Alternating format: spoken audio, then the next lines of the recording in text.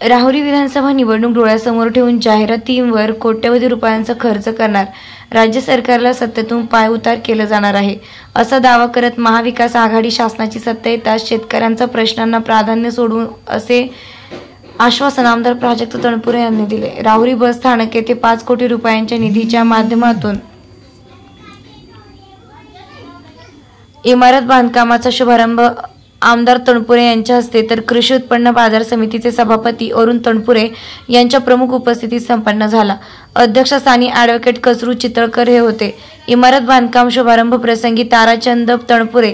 Asaram Shejul, advocate Chitalkar, Yashwant हार्दे, Vishnu Tarde यांच्या हस्ते विधिवत पूजन झाले। या प्रसंगी राष्ट्रवादी पक्षाचे कार्याध्यक्ष भारत तारडे, युवक अध्यक्ष ज्ञानेश्वर बाचकर, सुनील अडसुरे, आदिनाथ तणपुरे, सुरेशराव निमसे, श्रीराम गाडे, वसंत गाडे, इस्माईल सय्यद, सलीम शेख, मारुती हार्दे, राजेंद्र गाडे, किशोर दोंड, चंद्रकांत पानसंबळ, सूर्यकांत भुजाडी, नंदकुमार तणपुरे, आप्पा जाधव, बाळासाहेब लटके, बाजार समितीचे उपसभापती बाळासाहेब खुळे, सुभाष डुकरे, अनिल कासार, दत्तात्रय येवले,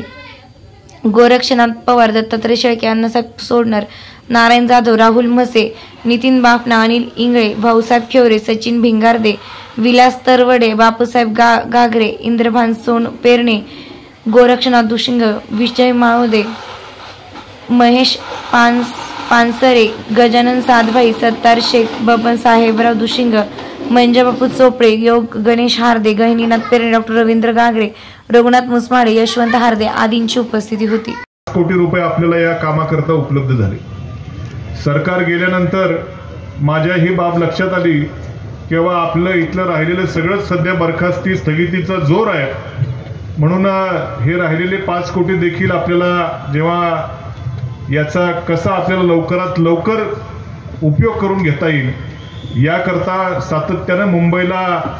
जे ST महामंडळाचं मेन ऑफिस आहे तिथं मला वाटतं विद्या भिलारकर म्हणून त्या आता पद मला आठवत नाही पण मोठ्या पदाच्या अधिकारी तिथं आहेत, त्यांच्याकडे जाऊन मी बैठका केल्या। साधारणपणे एक 5-7 बैठका माझ्या त्यांच्याबरोबर झाल्या आणि याचा पाठपुरावा तिथून जो मी चालू केला, सरकार आपलं नव्हतं, आमदार म्हणून मी अधिकाऱ्यांकडे जायचो, तत्कालीन जे महामंडळाचे MD होते त्यांनाही जाऊन भेटलो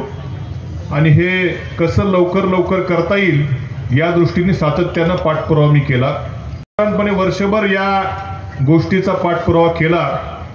आणि एकदाच ह्याचं टेंडर पब्लिश झालं आणि म्हणलं या तालुक्यातल्या प्रलंबित मागण्यापैकी एक मागणी भले 5 कोटी का असेनात, आमची नंतर अधिकाऱ्यांची चर्चा झाली,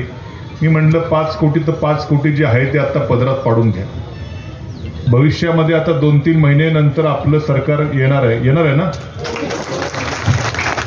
भविष्यामध्ये 100% आपलं सरकार येणार आहे, त्यावेळेस माझं